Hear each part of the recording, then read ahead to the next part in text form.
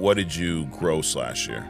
I grossed last year like 1.1. Money aside, is this fulfilling to you as well? Oh yeah, 100%. I file death claims now, man. Yeah. Once you file that first death claim and you see that look on the family's eyes when they actually get the check and how they feel relieved, the whole world's come crashing down. We would get that little umbrella. You know, Superman can pull like this car off someone's back. Yep. That's how I feel when we give a death claim to somebody. So it's very fulfilling knowing that if they walk out that door today, no matter what happens, if they die, their family's protected. And to me, that's priceless.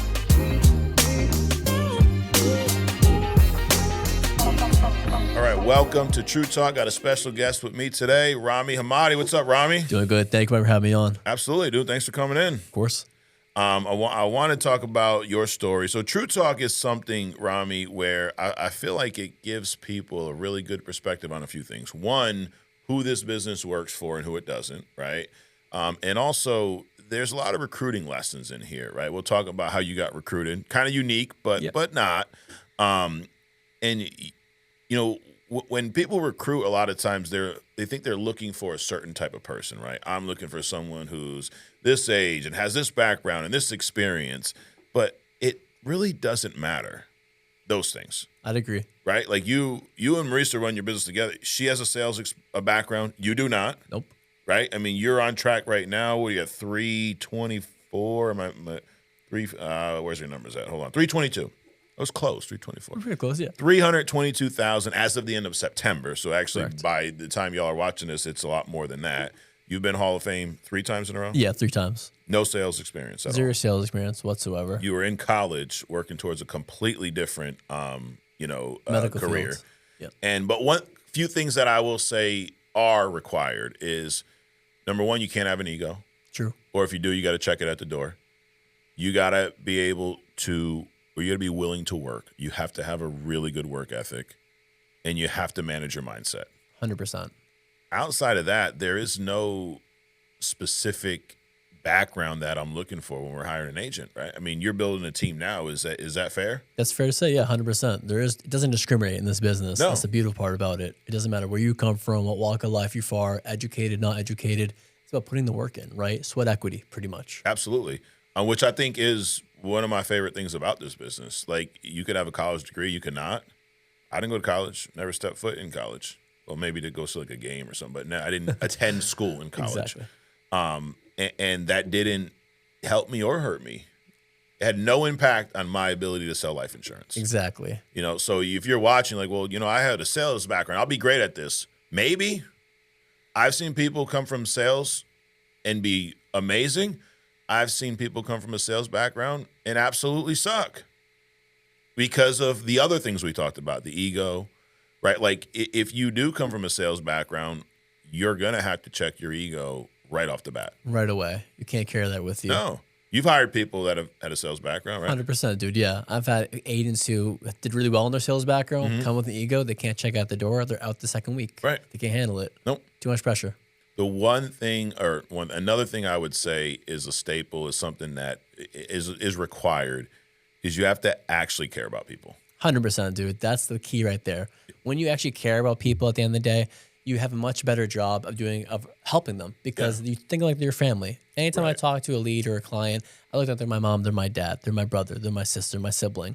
What can I do to help better them? And I'm going to talk to them like they're my family. Because you got to be direct in this business. If you're not direct, it's going to be really hard to kind of get through that learning curve. Correct. And you can't fake that. Like, the clients can tell. They definitely can tell. Now, I've never sold over the phone. I sold in the home. So I'm like, if I'm full of shit, they can tell just by sitting across the table. But I'd imagine it's the same thing on the phone. It is. It right? is. Like, I changed nothing. I was in the field, Mike, for 3 years straight. And then my 4th year at Telesales, I did my in-the-field presentation over the phone. Yeah. Nothing changed whatsoever. Got it. So if you're full of shit, they're going to know. 100%. So if you meet that criteria, it might be a good spot for you. If you don't, I would say don't even apply. True. Yeah. Don't even reach out. Like, I don't really care about people. I just need to make money, Mike. It's not for you. Nope. I'm the best salesman ever. I can sell ice to an Eskimo. That's a stupid thing. I wish we all would stop saying that. It's ridiculous. And no, you can't. And you're not going to have success here. Facts. Because this is a completely different sale, It's a right? different beast. So let's go through your background.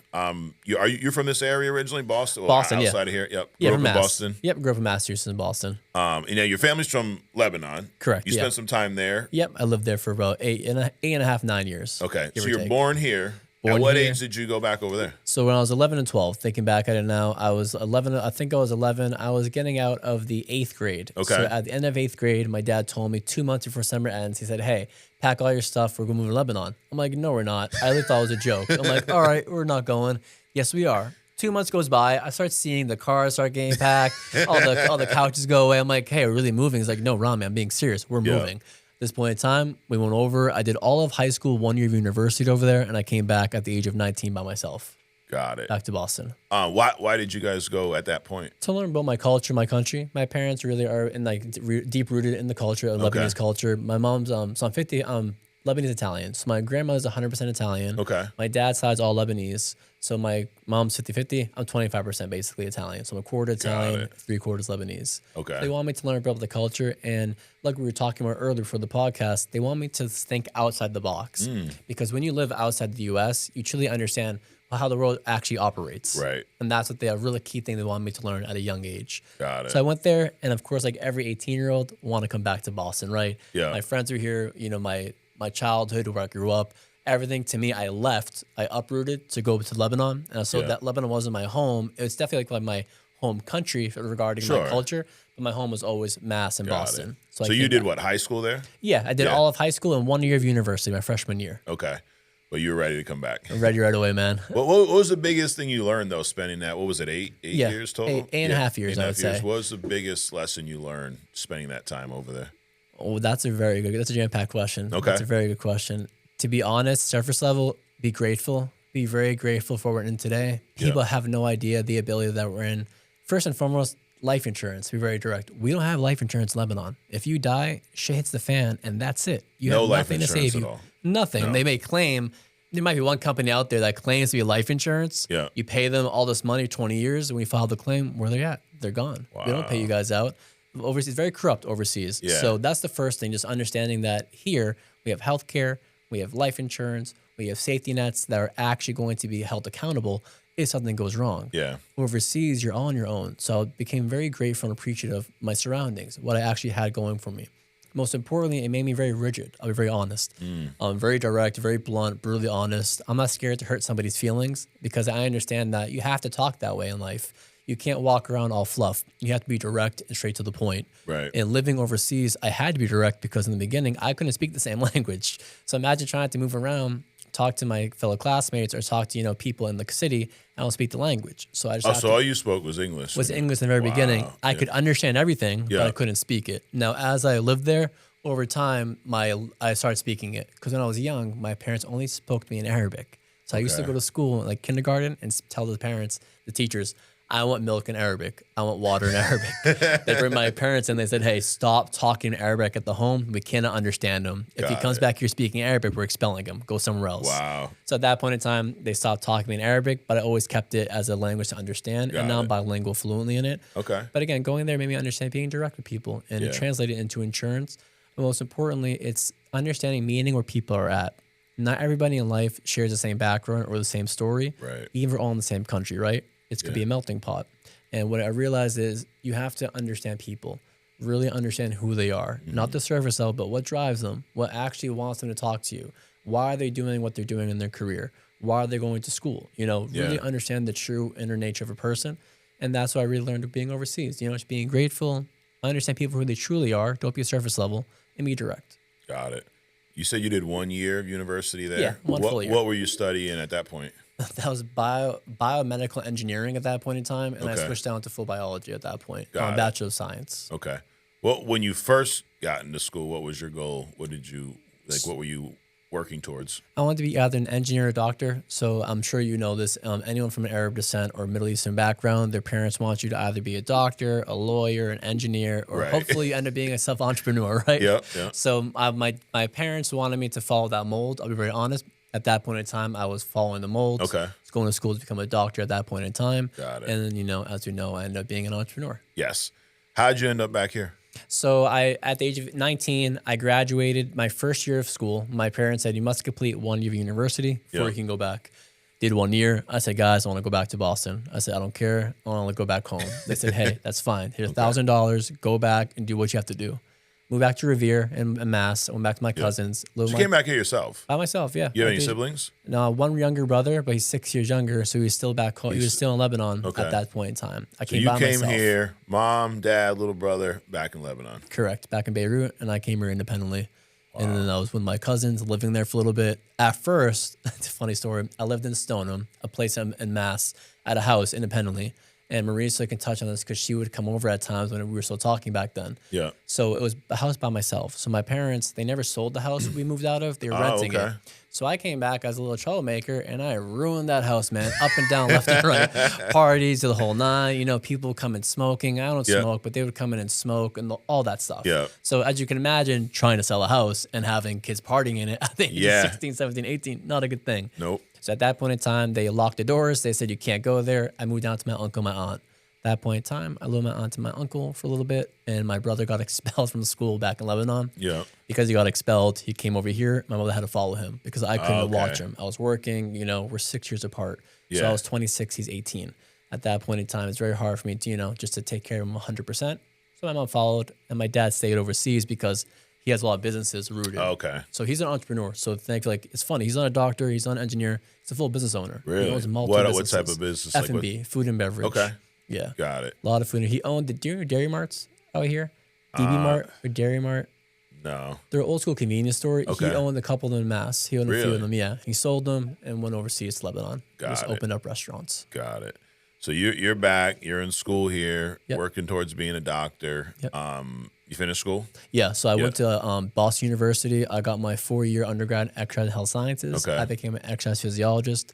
At that point in time, they have an accelerated PA program where if you're an exercise and health science major, you're able now to do like a fast track program, they would call it, to become a PA, a Master Physician Assistant in Studies. I did that, became a PA. I was working in the hospital for a couple of years. What's a PA for someone? A physician assistant. So it's a doctor just with all the paperwork and less credentials, less time in school and less pay. Okay. Truly, it's like a nurse practitioner. So it's the same, it's equated the same thing. So I was doing that at a hospital? Yeah. I was working in the hospital in Salem in Boston, basically. Did you like it? I didn't mind it, to be honest. I like talking to people. Mm-hmm. I enjoy science a lot. Like I think in this kind of scientific way, I would think, a very just realistic mindset. So I enjoyed it. I think it fit my personality well. I like talking to people, interacting with different type of patients. And it really was easy for me to connect with the patient as well because, again, I lived outside the U.S. All you got to say is, hey, I lived in Lebanon for 10 years. It's an easy conversation starter, right? Absolutely. So at that point in time, I worked in the hospital for about 3 to 4 years, I believe. Yeah. And then I came into the insurance business part-time in 21 and full-time in 22. Got it. Which we talked about. We had you and Marisa both on TNL. But you had no, like, you didn't, at this point, you wanted to be a doctor. Correct. There was no, like, plan B. No, that whatsoever. Was it, right? And like you said, y'all are out on a date, and you're like, yo, you really making all this money? Yeah, it's just like that. It really was. It's like, so Marisa, what do you do for a living? I own my own agency. I own my business.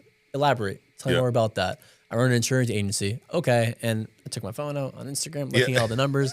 So are these real? Are these people really making these kind of numbers? Like, yeah, people making 20 families, 30K, 40K, 50K. At that point in time, I'm like, hey. What were you making at that point?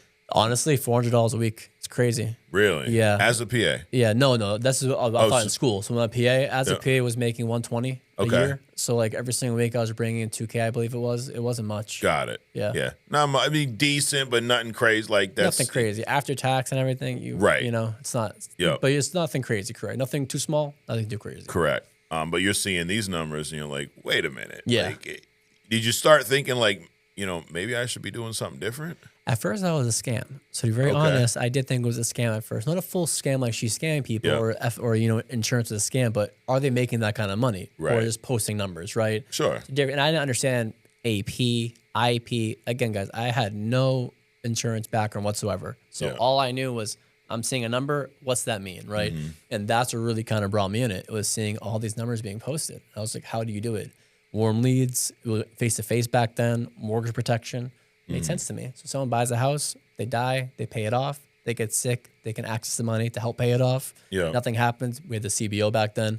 She would explain to me how you get the money back, and I didn't really know what that was, but I thought it was great. Right. I'm like, you can pay something and get all your money back if you don't like die or you don't pass Yeah. away. And to me, that was like, it's like in my mind at least. I was like, Right. let me give this a go. I can sell something that you get the money back. I don't think that's that hard. So I gave it a shot. And I mean, in fairness, she didn't really recruit you. She No. just told you, she just answered your questions. Exactly. Didn't oversell, didn't tell you you'd be great at it or anything like that. No false promises. Marisa was amazing. I mean that. Like, she was very direct and straightforward to the point. Like, don't quit the hospital. Don't change what you're doing. Yeah. Continue doing what you want to do in life. If you want to stay there, that's cool. If you want to go into the insurance space, feel free. For 1 year, I didn't go into the space. A full year, I was still working in the hospital. I'm just watching from afar, just seeing how everything kind of So played from the out. time you had this conversation, hey, is this real? Explain it to me. She explains everything. And a year goes by and you didn't make the jump. No. Were you even doing it part-time? No, you're not just yet. watching. Just watching, exactly. Yeah. Then in 21, that's when I went part-time. I remember like 6 months in that year, it was close to the summertime, and I was like, I need change. I was like, I wanted to see if this is real. Yeah. And I started doing math backwards. At that point, 400K in a full year divided by 12, okay. If I can sell XYZ a month here, I can always make double that. And then the team aspect was still being exposed to me. Yeah. So I said, hey, let me try it out. How do I do this part-time? Take your course. I did it in 3 days, super simple. And I said, what's next? Come to the office. Drove to Chelmsford, sat down in front of it, handed me a stack of leads and a script and said, read it. And I remember to this day, Mike, reading the script, it said on there, are you a smoker or non-smoker? And then you'd say, non-smoker. And I'd say, okay, do you plan on starting anytime soon? To me, I cringe in my head every time saying that, right? Yeah. But I wouldn't say it. Marisa came in we keep the door wide open, and she came in the door and she was like, Rami, you're not saying the words on the script. Read it verbatim. And I'm like, really? I don't want to. She's like, read it right now. Like right next to me with a client. I read it, the guy laughs. I'm like, okay, this actually works. At that point, I know we talked about earlier, my first day I booked 16 appointments within 3 hours. And I thought it was like, just, all right, this is what I'm supposed to do. Yeah. Like, I didn't know it was like crazy. I booked 15 appointments. To me, it's like, all right, cool. I booked appointments. What do you next? Like, what's the next move? Next day, went in the field, and ever since that, it was a wrap. But I didn't sell, by the way, my first day. You didn't sell? How many did you sell with? I sat with 4 people. Okay. 4 people I sat with. The second day, I sold 2 people. Okay. Yeah, but my second guy canceled the very next day. This guy gave him mortgage protection, equity rescue, and he said, you gave me life insurance, not mortgage insurance. I'm like, if you die, this pays out. That's the point, right? But you guys know how that can go. So. Oh, yeah. Yeah. So I had to charge back for first a week. You said in 21 you felt like you needed a change. Why? Because you're sold on you want to be a doctor. A lot of it's already ingrained in you from your family, your culture. But what was it that made you after about a year of watching? Why in that moment did you feel you wanted to make a change? So the honest truth, so there's a 50-50 answer to that. The honest truth was first COVID. So when COVID hit, it really changed the hospital scene completely in the medical field. So PPE. So long story short, we had protective glove, like basically like the mask, the gloves, the whole 9, the gowns. Yeah. Wearing that, it can really impact like your skin and truly like your actual like your body chemistry. So with me, I was getting very dry skin, like really bad. My face was breaking like crazy, and it was a lot of work in the hospital. People were dropping like flies. I don't want anyone thinking like, oh, he's complaining about how he looked in his skin. No, what I'm saying is shit got rough. It was a pain in the ass. Yeah, and most importantly, people are dropping like flies. Yeah. When they're dropping like flies and quitting, who do they rely on? The people who have been there working the hardest. Got it. So you're understaffed. Understaffed. I'm taking on all the workload. I'm doing all the patients for the doctors. For the same pay. Yeah, the same exact pay. All the treatment plans, all documentation. So that was pushing me to a brink of either switching hospitals at that point. I was like, hey, I'm going to go into a city, go into a bigger hospital, maybe have an easier time. But looking into that, I realized that's not true. Every hospital went through the same impact. Yeah. On the secondary side, I was thinking of my family. I was thinking of, okay, if Marisa is killing it and doing very well, and she has agents killing it, why can't I do it? Now, if I do it 50% to level Marisa was doing it, in my mind, I'm successful at that point. Truly, I'm like, hey, I can do better than what I'm doing today. I can always go back to the hospital. I can always go back to get finish my master's in medical directing. So at that point in time, I was like, what's there to lose? So I gave it a shot, and it really worked out. Yeah. So it was just take a chance. Try it out and timing. See if it works. See if I like it. If I don't, I'm not burning the bridge. I could always go back to them. You could always get hired as a PA again, right? Correct. You got the degree. You got all this. So I'm still on PRN with the hospital technically. So I'm on call there. If I need to, I can go per diem if you want to. So I can always go back if needed. They never take you off, basically. You can always go per diem. But you started with us part-time. Yes. How long were you part-time for? July, August, September, October. Oh, until convention. That's funny you say that. Okay. It's literally convention. Yeah. Ah. The month after convention was 28K, my biggest month in the business. Yeah. And since then in February, I just ripped it 32, 34, 40, 50, 60, and just kept on going up. Yeah. And I leveled around 50, 60 in the field. Okay. What was it like part-time? Like, talk to me about your schedule. It was fun. I Yeah. loved it, dude. Yeah. For me, I like going out. When I was young, I went out a lot. I mean, like, so I partied in my 20s and teens, let's call it, right? Yep, So in my yep. 20s, I didn't really care too much. I just wanted to work. Yeah. Because when I partied a lot when I was younger, my dad told me, work hard in your 20s and 30s so you can play around your 40s and 50s. If you play in your 20s and 30s, what the hell are you going to do in your 40s and 50s? Right. You're going to be working. Absolutely. Right? So part-time, I liked it because I would work in the hospital from 7:30, 3:30. I would come Okay. back home. I would take an hour just to shower, eat, etc. Then I'll hop on the phones. I'll call for the very next day. I'll book in-home appointments from 5 p.m. to 9 p.m. Okay. So I come home 3:30. I'm working on a regular job on the phones, booking appointments. Then going back in the field the very next day after my job, and I'm calling the appointments. I'm going in the field for mortgage protection. At that point in time, I made a couple of sales. I'm like, hey, money looks good. Now Thursdays, I would purposely take that off because back in the field days, Monday and Thursday were main office days. Okay. So I run the full-time schedule. So I took off Thursday to call for Friday and Saturday. I did that for about 2 months, and then I just said, okay, this makes sense. Why not go full-time? I'm making the money. Let's go full-time. I just quit. At that point in time, I told them, hey, 2 weeks notice. They didn't care, and I just went all in. They didn't care. No, they didn't care because at that point, they know me, and I was talking my shit when I was leaving. Yeah. So it's not like I'm there just like and it's not working in silence. I'm introducing IULs to the nurses, and I didn't even know what they were back then. I had moved, that was it. Like America didn't have one. Yeah, yeah. So I'm showing them, what they can do, insurances, work insurance versus regular insurance, and trying to sell them while I'm working at the job at the same time, and trying to recruit them. Because Marisa always told me, hey, don't be afraid to expose the opportunity. You're on business welfare. What that means is, Rami, you don't have to know anything. I'll train your agents. I'll recruit them for you in the first 90 days. After 90 days, you should have a better understanding what to do. Now you can take over the recruits. Yeah. So that's why I did part-time. It was fun, dude. Going face-to-face in the field, meeting clients after work, waking up the next day to a 2K deposit. That's kind of cool doing, So anyone out there that's part-time or wants to try it part-time, do it. It might be the best thing for you because you actually can see what your true potential is full-time. Right. But, I guess small disclaimer, right? When you're working part-time, really it's another full-time job. 100%. Like you describe the hours, you're dialing from what? You 5 said to 9. 5 to 9? Yeah. And then you're running appointments the next 5 to day. 9. 5 to 9. Exactly. If I have appointments, I come back home, I keep calling. I think some people, when they hear part-time, they think, it's like a hobby, right? I put in a couple hours a day. I can take the day. No. If you give this thing hobby effort, you're going to get hobby results. Exactly. What happens with a hobby, dude? It costs you money, Facts. right? Maybe there's some validation. Maybe it's fun, whatever it is. Maybe you make train sets. Maybe you fly kites. I don't know. Maybe you're into shooting. You go to the gun range. Maybe you play video games. Maybe your hobby is playing in a band. Yep. But you ain't making money doing it. It's serving another purpose. It's fulfilling possibly. Exactly. But life insurance is not a good hobby. No. It ain't fulfilling in that way when you ain't making money. Exactly. You're making money. It's twofold, right? Like it's amazing to sit down, help a family, place a policy in force, knowing that I provided peace of mind, and then, like you said, wake up to a $2,000 deposit the next day. If that piece ain't there, it ain't that rewarding. No, it's definitely not. And if I didn't work those 4 hours every single evening, I'm not going to get the reward. So like you said, I did work a full-time job while working part-time. Yeah. It's just about how much sweat equity do you want to do and just how much can you grind and have the mental wherewithal to kind of just go through it. Right. Because every new agent, when they come on board, to me at least, I feel like they get upset. We're having to work all these hours, seeing all of us make all this money. It's like, how come I can't do it in 5 hours? It's like, buddy, I was grinding 12 hours a day. Correct. Yeah, just to make, $8K a month barely. Yep. It's like, so now if I can work 6 hours in one day and make that in a day, why not trade my time for money, right? And that's all it is right now. It's just trying to make sure now time for money, money for time, basically. Absolutely. Dude, I've tried it part-time. Like when we first started this company, I was like, I'm going to keep selling. They're like, you're not going to have time to sell. Yeah. Like, no, I'll keep doing it. Dude, I was running half of the weekend was set because I was working FFL stuff 7 days a week. Okay. But I'm like, yeah, no, I'll go run a couple of, I'm good. I know how to sell.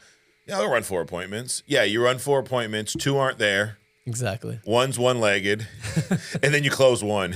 Yep. Like, oh, okay. Then you run a couple more the next day. You write one or two. One charges back, and that was the big one. And now you're at zero anyway. So I'm like, this is making no sense. I'm not doing it because it's, part-time here means you got to work your ass off. Yeah, you got to grind. It literally just means you have two jobs. That's it. You exactly. You have less time to do it. Like part of the day you're working, but you're still adding the same effort and the same amount of hours a full-time agent would do. You just got less of time. So right. Part-time. But your goal, if your goal is to work your way out of your job, then you should be putting more effort in this than your own job, right? Like I'd agree, man. Your job that you're hanging on to, because some people come here. I've said this plenty of times. A lot of people come here pretty busted, but there are people that come here where it's more of a time thing. Hey, I'm making money. I'm paying my bills, Rami. My job is good, but I'm capped. I can't grow anymore. They control everything. I want to have more freedom. Okay, cool. So you want to buy your time back. Exactly. So right now you're going to have to work even more.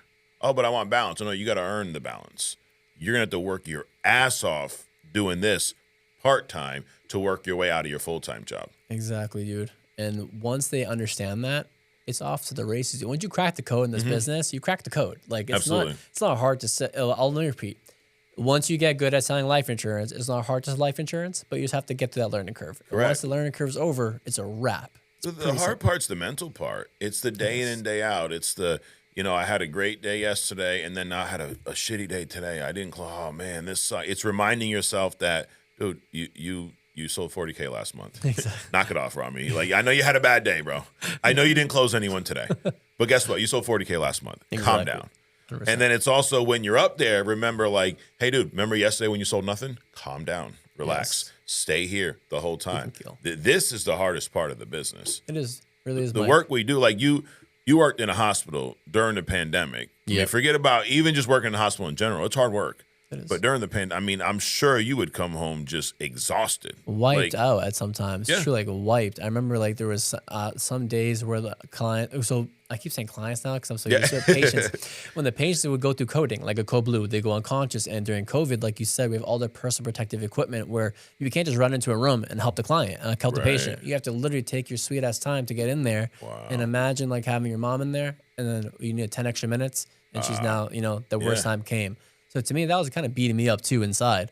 I'm like, hey, it wasn't just mentally, just knowing like, hey, like we don't have enough support or time to help these patients. And like you said, it's a full on grind in the hospital. Come down from a CNA to a nurse to an MP to a PA to a doctor. It's all team effort, right? And at the end of the day, if you don't have, like you said, the mental bandwidth to be able to tell yourself, hey, I'm gonna have to buckle down. It's gonna be a long ride. Yeah, it's not pretty. It really isn't. And a lot of people like to make the medical field look all pretty because it pays well at the end. It's not pretty, man, at all. You know, it's pretty. Especially not like tough. Where the level you were there. Like you're doing all the work. All the work. Doctor gets the credit, but you're the one doing all the work. Exactly. It's really tough, and that too. You want to be. Zach T said it on the convention. I think I repeated it in the TNL. Basically, it's that you want to have your time worth money, right? You want to make sure that your time is equating to what it's worth.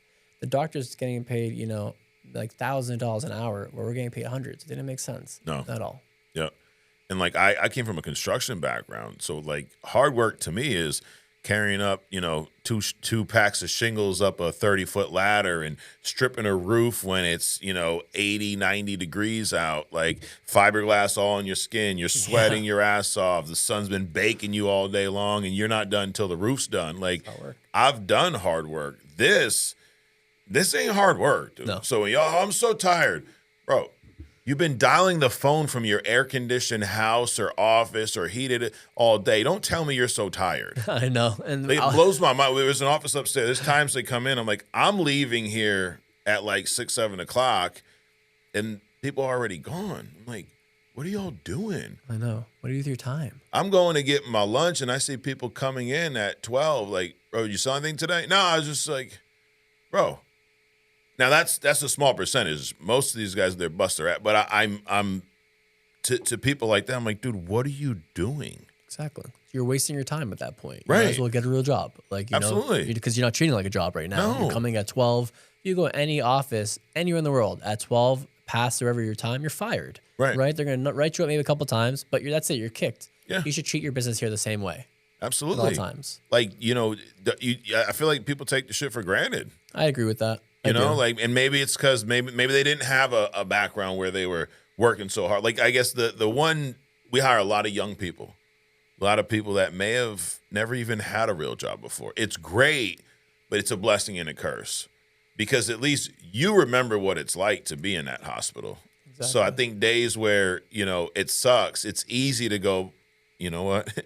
It also sucked a lot worse when I was still doing that. So much worse. And back then I was in the field, Mike. Now I'm sitting in the office in an AC or heated setting, chilling on like my nice little chair with my nice monitors, my nice iPad. Yep. The work isn't hard. Is it long days? Yes. Is it, am I putting a lot of activity? Yeah. But I would never trade that for anything else at this point in time. Right. Yeah, I'm not discounting. It's definitely a lot of work. Yes. I tell anyone that asks me about, what I do and, hey, you think I could do it? It's a grind. I don't know if you could do it. It's a grind. I like that. Is the work itself difficult? No. It's simple work, but it's a lot of repetitive, simple work over and over again. And this is going to be the biggest thing for you to manage if you have a good work ethic. True, 100%. If you don't, now we have double issues, right? Like exactly. Your mind's all messed up and lazy you're lazy. Like, it's probably not going to work. Nope. you might as well quit now. Absolutely. But from a hard work standpoint, like, dude, even when we were in the home, I'm like, I'm leaving my air-conditioned house to get in my air-conditioned car to go drive to someone's house that not half the time's air-conditioned, other times not, to go sit down at their table, talk to them, get them what they want because they filled something out. Exactly. They're happy they got a policy, and then I get paid. I'm like, seriously? That was it? This is what I get paid to do? Yeah, it's a blessing. It really is. It absolutely is. Now, you started off unlike a lot of people because most people struggle early on. Yes. But you said 16 appointments your first day? Yeah, I hit the ground running, to be fair. Yep. Yeah, I moved fast. I broke things quickly. I hit the ground running. And I didn't have a long learning curve. I'll be blunt. I didn't have a long learning curve. Now, I know I'm very rare. I do understand that. And seeing people I've recruited, and I've seen people from all walks of life where they're very successful in the car business and solar, do terrible here. Other areas, the military or the hospital, just not pan out. Right. And I've seen others who have, like me, no experience. They're at home, no high school degree, nothing, come in and kill it. Make, 40, 50K a month. So, but in the beginning, I hit the ground running fast, and thankfully enough, I didn't have a long learning curve. But what really helped me on that was me having Marisa and Christina there to really help guide me. And Marisa's my running buddy. It's like we literally, we're running the field at the same time, the same county, the same lead type. So when you have that, and you're on the same page, singing the same song, it makes it so much easier to, get through the learning curve, get through the activity, get through the appointments, and make it a routine. And I was cookie cut. I was told become a cookie cut version of myself. So just be this person that if you need to duplicate yourself, you can do it. Shoes on or off, kitchen table, point to the bathroom. I don't care where you point. You're going to walk. They're going to take you to the kitchen table, point at a painting or something, make some rapport, connect, get to that table, put your license out, and do the role on purpose and start it. Yeah. That's it. You also watched this business for a year prior to, right? So I'm like, I bet that helped somewhat too, because even though you weren't in it, you're with Marisa, you're watching what she's doing. It's kind of like when I got my driver's license, I don't know, I think they still have to do this. You'd take a drug and alcohol course. Yeah. Right. So you go, it's like a 4-hour something course, and the instructor I had was really good. He asked us a question. He goes, "How long have you guys been learning how to drive?" And everyone had different answers, like, 6 months, this, that. And he said, no, you've been learning how to drive since the day you were born. Like, what are you talking about? Well, because you're in the car, right? You've been in the car where other people drive, and you don't even realize it, but you're watching what they're doing. You're red light, green, all that stuff is ingrained in you. Exactly. So I'm like, I'm thinking about, like, why'd you start off, like hit the ground running? But you had a year of being immersed in this in a way. Correct. You weren't doing it yet. But I think you probably heard a lot of the stuff. You heard what to say on the phone. You've heard the stories of the in-home. So when it was time to go, it's like, well, I already kind of got a crash course. Now I just got to put it in the action, right? Exactly. It's 100%. That's exactly and you go, well, not everyone has that ability to do that. No, but what that means then is when you do get involved, you need to jump in Yeah. 100%. You need to be immersed. And make your environment a rolling university. Many new agents can come in and do exactly what I did. Now, you may not have someone right next to you, in the same house as you, Sure. same apartment, listening in, but you can watch some videos. You can go on YouTube, pull up some old Shawn Mike videos, close to calls. You can watch the dial sessions. You can actually sit there and absorb all the information and apply it. And that's literally what I did. And you're right. It definitely gave me a head start and gave me blind faith. Seeing it worked. When you know it works, when it's not working for you, you don't care because you know it's going to work, right? Just got to keep on pushing until I get to the next yes. And for me, what it was getting to the next home, just walking in, seeing the client, seeing the families, talking to them like they were my patient. And then I had the same bedside manner. And I would even hone on living benefits because I know hospital stuff so well, medical background. Right. So it's good. I'll just really explain to them how the prevalence of getting sick, heart attack, stroke, cancer, and just build the need. And it really helped me tremendously. So I think the combination of just understanding the power of life insurance from, living in Lebanon to going through the power of understanding how it can help you like physically and, health-wise through living benefits and seeing the success Marisa had in general and just exactly her relentlessness and just how she went through things just showed me like, hey, you know what? I can definitely do this. And if it's not working out today, it's going to work out tomorrow. Well, you did hit the ground running. You've been Hall of Fame now 3 times in a row. Every year except the year I was part-time. And I checked the numbers recently. I don't know if you can check back 21. Yeah. But I looked back and I wrote 150K volume with only four months in the year. Really? Yeah. So Part-time. if you were there all year, you would have hit it. All year, yeah. So far this year, you're at 322. So Half I wrote last year, but it's okay. That's okay. Yeah, last year 669. Yeah. Right. So right under 700,000. Yeah. So, but you're building a business this year. Exactly. That's the point. And you're still putting up Hall of Fame numbers. Like you could just coast into Hall of Fame, with these numbers. For you selling, I'm assuming last year was probably your best year income wise. Yeah. Will it you was. probably pass it this year or This year definitely. Yeah. Yeah, 100%. You said prior to this when you were a PA 120K? Yeah. Best you made? Yeah. Well, what did you gross last year? With everything, bonuses, everything gross. I grossed last year like 1.1. Yeah. Yeah, 1.1 after 1.1 million. Yeah, with my commission on all the person So about production. 10 times bonuses. what you did in 10 times. And you went 4 years of schooling. Yeah. Training. Like I'm not knocking Thanks, it. I'm Mike. just saying. But I mean, like you paid for it, In all right? seriousness, yes, I did. Yep. So in here, what was your training like? You got a license? Yep. You passed it the first time? Yep. So would it cost you a couple $100 maybe? Yeah. All said and done. And then training on us is free. We don't charge you for training like a lot of other companies out there. That's evil, by the way. I didn't know about I had no idea you can charge for training. Yeah. I thought it was always free. Like I said, I think I'm born a Lamborghini because you were, yeah. yeah. I was born in this vehicle. I'm not going anywhere else. Right. But 1.1. That was your gross. Gross. What'd you net after all this moves? 7. Yeah. Not a bad program. About 7 times what you were making in the hospital field. Yeah. Now, let me ask you this. Being a PA, I know you were on the path to be a doctor, but before the pandemic and everything, was it fulfilling? It was in a sense of I was able to make sure if you came to me and you're unhealthy, I can make sure that when you leave that door, you have a treatment plan to get better, right? To have a better life for your family. So it was fulfilling in that aspect, but monetarily wise, it wasn't fulfilling monetarily. Okay. But ethically, morally, my moral compass was being filled every day. I enjoyed going to the hospital.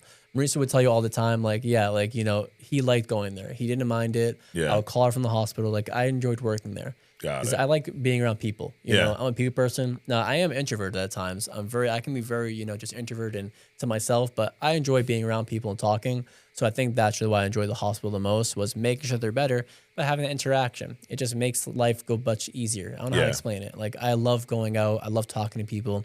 Love being social. I don't like being in a turtle in a little shell. People are meant to be, interactive. We're meant to talk. Right. Absolutely.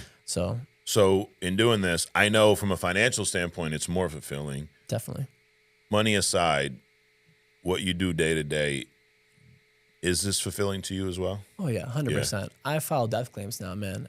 Once you file that first death claim, and you see that look on the family's eyes when they actually get the check and how they feel relieved, and then in time of stress when the whole world's come crashing down, we would get that little umbrella, right? We're just lifting up. Superman can pull the car off someone's back. Yep. That's how I feel when I'm giving a death claim to somebody. So it's very fulfilling knowing that if they walk out that door today, no matter what happens, if they die, their family's protected. And to me, that's priceless because Absolutely. life is priceless at the end of the day. Yeah, I mean, I say it all the time. Like, no, and no offense to people that sell. I'm sure they're probably offended by this, but whatever. You know, you sell knives or vacuums or even cars. Like, I had a lot of good friends here that used to sell cars. Like, but I drove to your lot in a car. You know what I mean? It's not life changing. I upgraded. Okay, cool. My lease was up. Whatever. You bought this knife. I tell you what, man. You see the way it slices that tomato? Who gives a shit? That's right. Well, this vacuum's going to clean your rug so you can eat off it. Well, I'm not trying to eat off the rug. Exactly. I'm good with the one I have. You know, like, it's not life-changing shit. It's not a necessity either. No, it's not. It's a want. This is a need in life insurance. We need insurance. Absolutely. Just like car insurance. I tell all my clients, to make everybody get car insurance at the age of 18, but we may never drive. I may never own a car. Why do I need to get it? Everyone should have a life insurance because we're all going to die. Yep. We all might get sick, right? At one point or another. Yep. Well, let's build something that builds value. You're able to, tap into if you need to. And when that most important time comes, the economy is more afloat. Because if I'm broke, if I'm dead broke and I have nothing to my name and then my mom dies, God forbid, and now I get $50K, $20K down to me, that's more money going to the economy, right? Yeah, no more absolutely. unemployment. I can use that money to cover my bills for the time being, go find work. So in my mind, life insurance truly is like the key. It's a missing puzzle piece that everybody's missing. We always got to find that puzzle board and put that piece there. Yeah, absolutely. It's funny you say that about car insurance. My son got a license. Now, when he first got his license, our insurance like doubled. And I'm like, wait a minute. I ain't even insured the kid yet, right? So I called him like, why is my, well, he's another licensed driver. We insured him all the cars. I'm like, why? Oh, that's his policy. I'm like, but he's not even driving yet.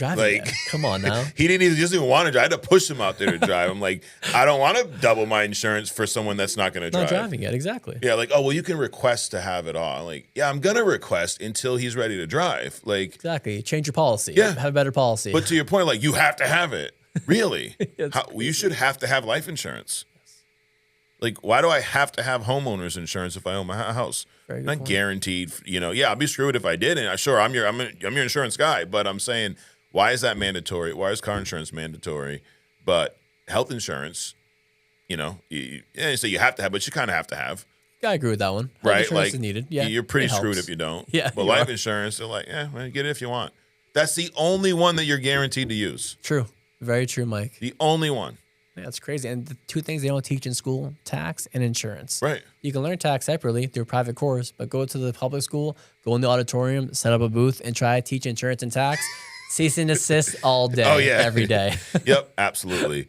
Well, I'm going to wrap up with our agent of the week, Rami. You're talking about these big numbers. You selling almost 700 last year. It's a lot of premium. What was your biggest month with us? 95,000, about 94.7. 94.7. Yes, 95. I'm gonna call it 95. A lot of 94.7. insurance. So this agent of the agent of the week this week, Maxwell Bilesden. I may have said your name wrong. Apologize if I did. He just had one of his best months ever with us. He's with FFL Diligence Agencies. Sold 81,898 in a go, month. So Maxwell. massive month. So we're going to check out. He sent us a nice testimonial here with the message for the new agent. So let's see what Maxwell has to say. What's up, FFL? This is Max Billiston, and here's my advice for any new agent looking for quick success, and that is going to be to learn how to separate your emotions away from your business. Most agents struggle with this, and I can attest to it, with fear of what people think. I struggled with it so bad, I couldn't pick up the phone some days to dial. Once I was able to truly divorce myself from the emotional side of the business and just not really caring what people think, because at the end of the day, what I think here doesn't pay my bills unless I go out and do it. So once I was able to divorce the reality that I need to pick up the phone, people are going to call me mean things, I just need to take it and keep going, that's when I was truly able to find that success. That's huge, dude. It Like is. the emotions, we talked about mindset, but like that whole worrying about what other people think. I think that is one of the biggest obstacles for new agents, right? 100%. Especially with the world we live in now with social media. Oh, yeah. I mean, how they post something. Did anybody like it yet? Relax. calm down a little bit. Nobody cares. How about this? Nobody cares. If you can accept that, then you don't worry about what people think. Exactly. You're worried about what someone who 9 times out of 10 doesn't even know how they feel about themselves. They're just as insecure as you are, and you're worried about their opinion of you. Exactly. It's so true, Mike. Who cares? So true. Now, did you deal with that at all early on, or So I had a good job. So me personally, I'm the type of guy, I don't give it, like, I don't care. Yeah. I don't give a crap. So no, like, thankfully I didn't have a tough time dealing with that. If someone hung up on me, I was like, all right, on to the next lead. Yeah. F off. On were to you the next always lead. like that? Yeah. Yeah. Pretty much. Yeah. My whole life I've been kind of stubborn or like strong-minded. I would call myself, Yeah. or headstrong. So I'm like, it doesn't affect me. I'll call them back and I would say, hey, this is Jack calling you back. I'll change my name. At the very, very end, I'll say, Right. it's Rami. Write down the name Rami Hamady coming to your house. Yeah. And they'd buy from me. It's hilarious. The same person told me F off. Call back as Jack. Oh, no, it's okay. Yep. they sit down with me and it's all set. Some people have a bad day. All you got to Sure. do is understand that they're having a bad day. It's Right. okay. Don't just write them off right away. Call them back, do a second attempt. And I would ask every agent out there, if you get like an F off or a no, just call them back. Right. See what they say. What's the worst going to happen? They do it Don't again? take it personal. They don't know who you are, They right? don't. Like, so I mean, the bigger thing is like people in general worrying so much about what other people think, but when it translates here, it's like you're calling someone that asked you to call them in the first place, right?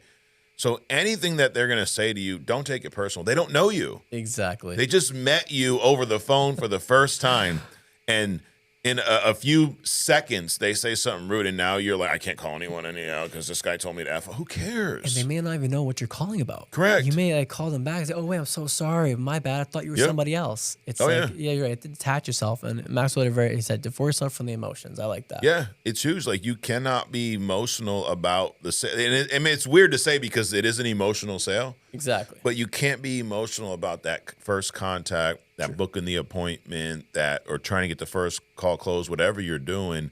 You have to take that emotion out of it. It's like, maybe this is a mean way to say it, but like, bro, you ain't that special.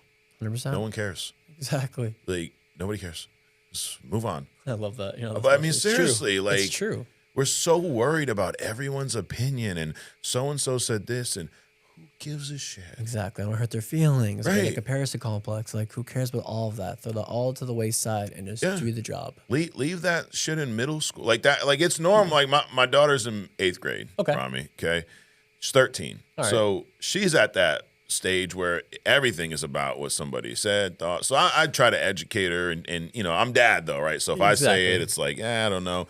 But I'm like, there's a time and a place for that. I get being like that in middle school, right? Yes, of Everyone's course. so concerned. We're all like Did you that. see how so-and-so looked and this one and that? And I'm like, oh my God.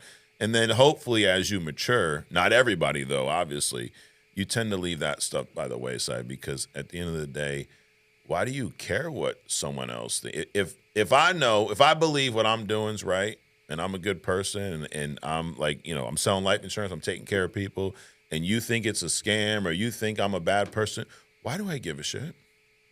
If I'm confident in what I'm doing in myself, why do I care what anybody else thinks? Exactly. Well, you should only care what God judges us. That's it. No one else can judge. And I like my family. That's to Right. me. I'm like, if my family think about me and the God, that's it, right? As long as Yeah. my loved ones think, hey, I'm doing good. I don't care what the random person who doesn't know me says, No. hey, screw off or get out of here or I don't want it. It's like, okay, on Right. to the next. I'm How gonna call about who needs it? redefine whose opinion you value? Because I'm not saying you shouldn't value it. Because to your point, yes, I do care what my wife thinks about me, my kids, certain people. But dude, my list is really small of who Exactly. I care. I'm like, even in business, I'm like, I don't care what these vendors, the carrier, the attorney, I don't give a shit what they think about me personally. 100%. You have to have that mindset too. It's how you can run the business properly. Right. Because if you care what they think, it may impact your decision that you're going to make in the future. And now the whole business go upside down Yep. based on an emotional decision on somebody else's belief. My belief is my belief. Your belief is your belief. Yeah. That's where the line draws in my mind. Absolutely. Love it. Well, Rami, I appreciate you coming down doing this. Congratulations on the numbers, kicking ass. Thank you, Mike. Don't let up. I know you won't. But it's cool. So I love having people back too, because it's like, I don't say anyone. You can have a good year, but to do it over and over and over again, it's cool. And all the stuff you and Marisa are doing together, it's awesome, fun to watch. So Appreciate it. Thank you so much, Mike, for having me on the call today. absolutely. Guys, thanks for watching. Subscribe if you haven't already. Go to fflconvention.com. Get your tickets for the event while they still last. Hopefully we'll see you there. We'll see you next week right here on True Talk.